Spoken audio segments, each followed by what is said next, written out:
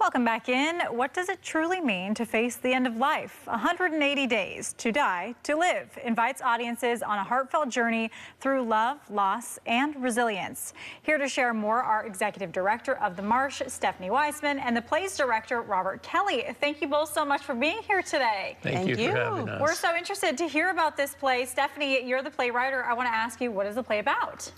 Well, it's about living and dying. It's about my husband, Richard, who ended up with a terrible diagnosis, who and his living and dying, and my friend Shelley, who also died of the disease of cancer, and they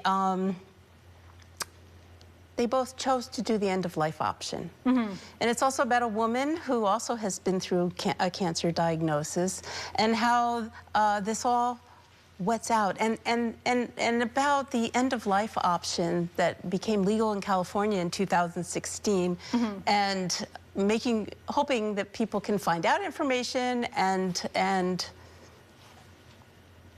be able to take advantage of it if they need it. To have it if they need it. Right. Yeah. But it's also humorous. Believe it or not, there's humor in it. Right. There is definitely humor in it, and it just follows the trajectory of these three characters. You know, loss is something that in one way or another everyone has to go through at some point. So, you know, I think it's good to talk about, and it makes other people feel better about it, hopefully. Robert, I want to ask you what it was like to direct this play and to be such a big part of it.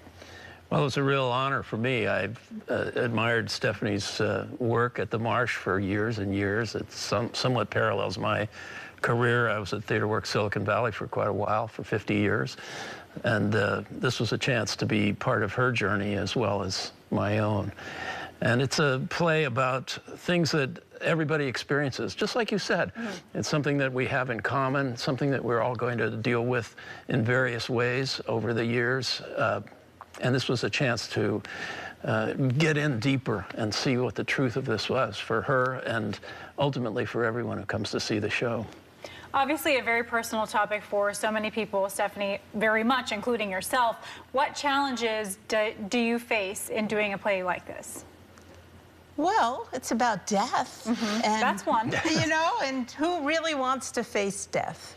But what you find, I found, and through these experiences, because the play is about me and my husband and my friend, is how much you can learn about living through being through other people's trajectory of death. And they took, both Shelley and Richard really wanted to finish things well in their life. And they took different trajectories, but how much I learned from being with them and you know, getting to hear their life journeys and how they ended their lives.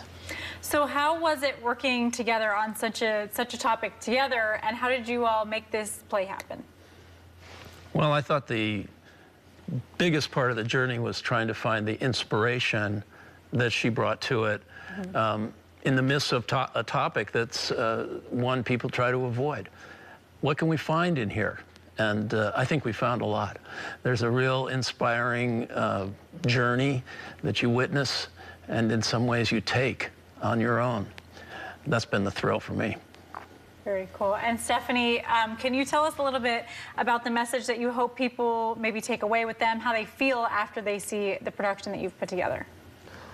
Well, how they feel, I hope they feel good, that they've learned something, that they understand how they will face death, how their friends and community and family face death, and also that there's options, and how thoughtful, if we understand how thoughtful we can be during this whole death process, if we are lucky enough to actually have the option of not just keeling over, you know, but that we have some months. That's what the 180 days is. It's the 6 months before they both died.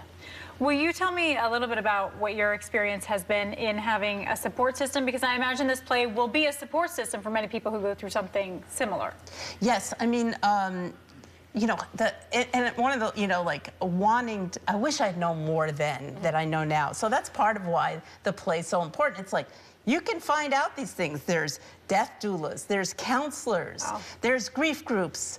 What kind of hospices? Some hospices are better than others. Who knew? I didn't have a clue about that. You just figure, well, they sign you up, you get in.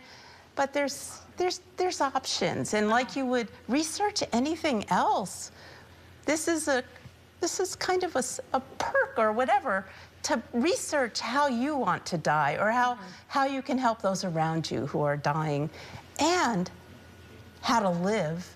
And there is humor. I swear to God, there's humor in this play.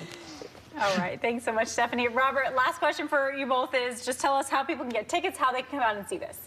Well, it opens on the 8th, which is this Friday, and you can call the Marsh and make reservations, and you can go online. You probably know more about the details than I do. The best way is to go to our website, themarsh.org, themarsh, like theswamp.org, and purchase tickets. Come Friday, there's going to be a little party after the opening, and it's going on through November 24th, Friday, Saturdays at 7:30, Sunday at 2 p.m. if matinee suits you better for this week and then the next 2 weeks. Okay, lots of opportunity for people to get out and see it. All right, Stephanie and Robert, thank you both so much for coming on and talking about it today. Thank you. Thank you.